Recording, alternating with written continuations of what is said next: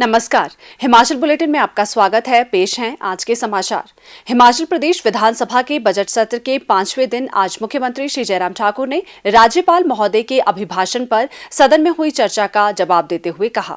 माननीय अध्यक्ष महोदय, महामहिम राज्यपाल महोदय जी के अभिभाषण पर जो धन्यवाद प्रस्ताव इस माननीय सदन में सदन के वरिष्ठ नेता डॉक्टर राजीव बिंदल जी ने रखा था तथा बलवीर सिंह जी ने जो हमारे माननीय विधायक हैं चौपाल से, उन्होंने उनका समर्थन किया था। अध्यक्ष महोदय, मुझे इस बात की भी प्रसन्नता है कि कुल 41 सदस्यों ने इस चर्चा में भाग लिया और जिसमें से 20 सत्ता पक्ष के, 19 माननीय सदस्य प्रतिपक्ष के, एक CPIM के और एक इंडिपेंडेंट निर्दलीय जो चुनकर के आए हैं, उन्होंने अपनी बात इस माननीय सदन में कही। जो महामहिम राज्यपाल महोदय जी ने जो अभिभाषण इस माननीय सदन में प्रस्तुत किया, वो सरकार के उपलब्धियों का एक बहुत महत्वपूर्ण डॉक्यूमेंट है, जहां एक एक योजना के माध्यम से हमने प्रदेश की जनता को राहत देने की कोशिश की, प्रदेश के विकास को आगे बढ़ाने की कोशिश की और उसी तरह से हर वर्ग को मदद करने के लिए उसमें से रास्ते तलाशे हैं।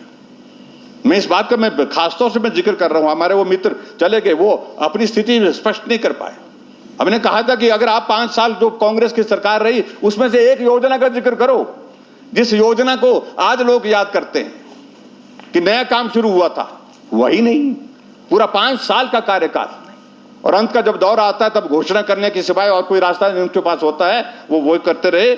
और जबकि हमने पहले दिन से ही काम किया, मनुष्य के जीवन को बेहतर करने का तो प्रयत्न किया, लेकिन जो बेजुबान जानवर हैं, जो पशु हैं, उनकी भी मदद करने की मंशा हमारी रही। ये इस देवभूमि की संस्कृति के अनुरूप सरकार चलाने का एक अलग तरह का एक प्रयास है। इसलिए मैं उनको कहना चाहता हूं कि भले ही आपने आज फिर से वॉकआउट कर दिया, कोई तर्क नहीं था, कोई अर्थ, कोई बात नहीं था और बात वो उठ करके चले जाना चाह रहे थे, बस जाने की व्यवस्था थी, उनकी मजबूरी थी, लेकिन उसके बावजूद कोई बात नहीं थी जिसका वो जिक्र कर सकते थे।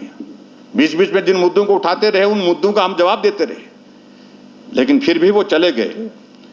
और अपोजिशन है, विपक्ष है, उन्हें विरोध करना है, उनसे हम किसी तरह के सहयोग के लिए हम बात करते हैं, तो उस तरह की उम्मीद हमको भी रखनी ज्यादा उचित नहीं है। मैं इस बात से सहमत हूं, लेकिन सबसे खतरनाक गैर जिम्मेदाराना जो व्यवहार कर रहे हैं अध्यक्ष महोदय, वो जो कर्मचारियों के अलग अलग वर्गों को भड़काने का प्रयत्न कर रहे हो, वो कभी भी किसी भी तरह से प्रदेश के हित में नहीं है। कर्मचारी अपनी मांग पूरी करें।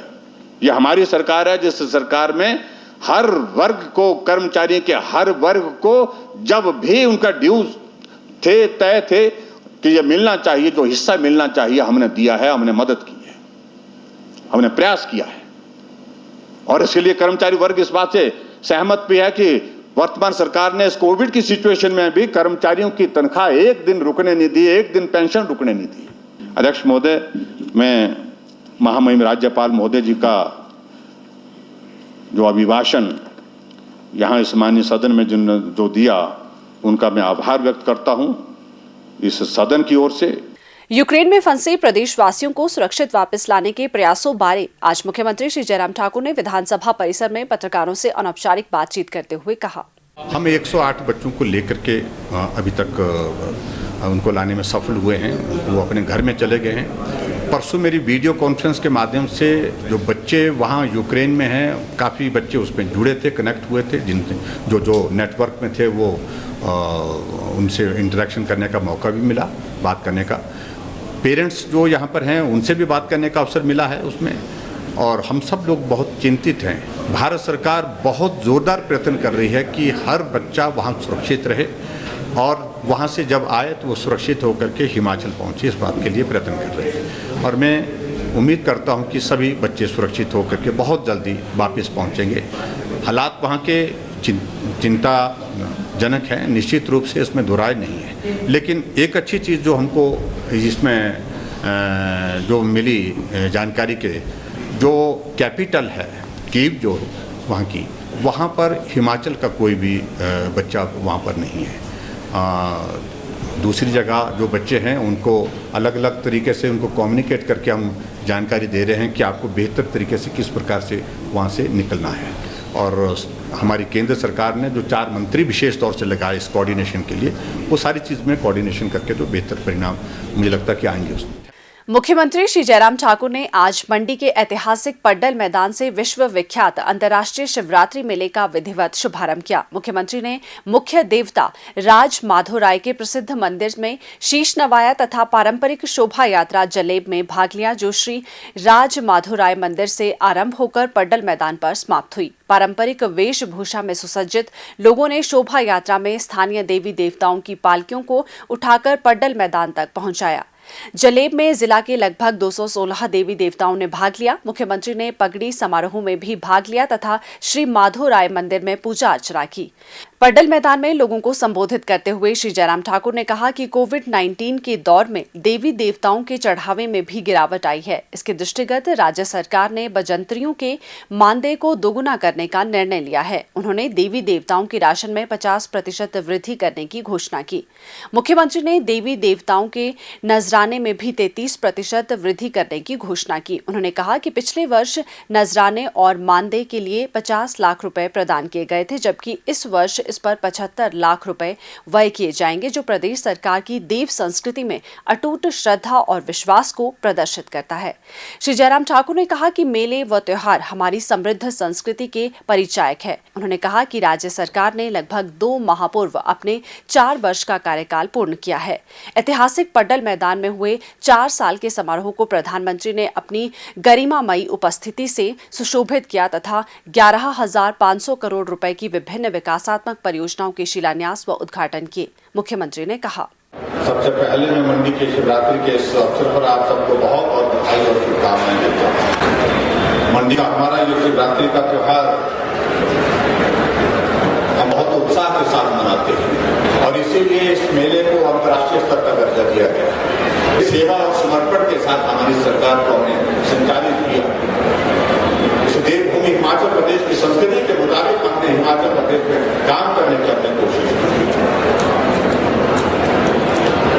और मंडी में अगर हम विकास कार्य की अगर बात करें, मुझे इस बात की भी प्रसन्नता है कि हिमाचल प्रदेश अस्तित्व में आने के पश्चात हमारी स्टेट यूनिवर्सिटी हिमाचल प्रदेश में सिर्फ शिमला में, अभी यूनिवर्सिटी के बाद शिमला यूनिवर्सिटी के बाद अगर दूसरे किसी कैंपस में सबसे ज्यादा स्टूडेंट की स्ट्रेंथ है तो वो मंडी। हमने विचार हिमाचल प्रदेश में नौजवानों के लिए क्योंकि शिमला बहुत महंगा है, कंजेशन भी बहुत ज्यादा, शिमला की यूनिवर्सिटी हमने का यथावत रहेगी, लेकिन उसके साथ साथ में हमने तय किया कि एक state university Himachal Pradesh non पूरी जाए और वो हिंदी और मार्च के अप्रैल के महीने से यहाँ पर वो काम करना शुरू करता है। हम हमारा मंडी का बच्चा खर्च रोटी खाकर को यूनिवर्सिटी में पढ़ने के लिए जा सकता है और शाम को खत्म। मंडी विधानसभा क्षेत्र में विकास की अगर बात कहते हैं, मंडी में क्योंकि शिवरात्रि हम यहाँ मनाते हैं, तो शिवरात्रि मनाने के साथ साथ हमारी एक मन की इच्छा थी कि छोटी काशी मंडी के नाते ये मंडी जानी जाती है, पहचानी जाती है और यहाँ इसके लिए हमको कुछ करना चाहिए और उस दृष्टि से जो बहुत सारे मंदिर है उनको भी जोड़ेंगे और मंडी में हमने शिव धाम की जो है लगभग 250 करोड़ की लागत से वो शिव धाम बनने की प्रक्रिया को शुरू किया है। फर्स्ट फेज का काम शुरू हुआ है, अब आने वाले समय में बहुत जल्दी दूसरे फेज का काम हमारा शुरू होने वाला है।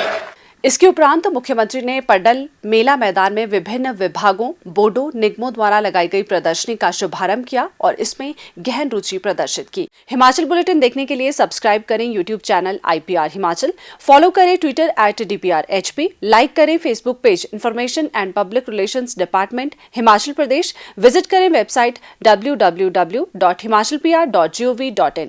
इस अंक में इतना ही। कल फिर होगी मुलाकात। दीजिए इजाजत। नमस्कार।